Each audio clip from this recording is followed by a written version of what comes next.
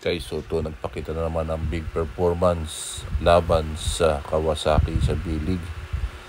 Pagkatapos ng magandang motivation ng Gilas Team Cone, at pakita ang ating kababayan na si Kay Soto ng magandang laro sa FIBA at ngayon ay sa B-League. 14 points, 8 rebounds, 4 out of 4 sa 22 minutes of play.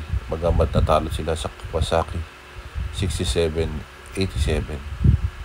Talagang Kay Soto nagpakita ng magandang laro at napakasipag. Ayan guys, 67-83, 14 points, 8 rebounds, 4 out of 4.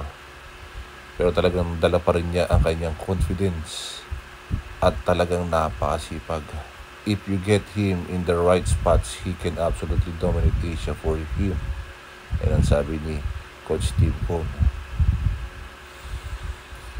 Pero talagang lacking din kaya sila natalo sa Kawasaki dahil nga kay Kamura at napakaluwag ng depensa.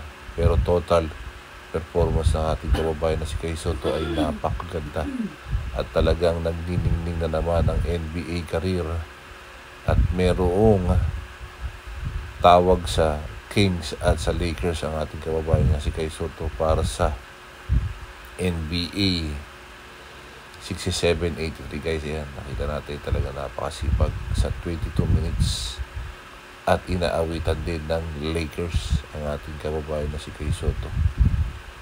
Ayan, sabihin nyo na ang gusto nyong sabihin, pero Kay Soto talagang ginulat na naman ang mundo at siya ay patuloy na magsisipag para makamtan ang kanyang pangarap na NBA. At abangan natin ang laro bukas, rematch versus Kawasaki.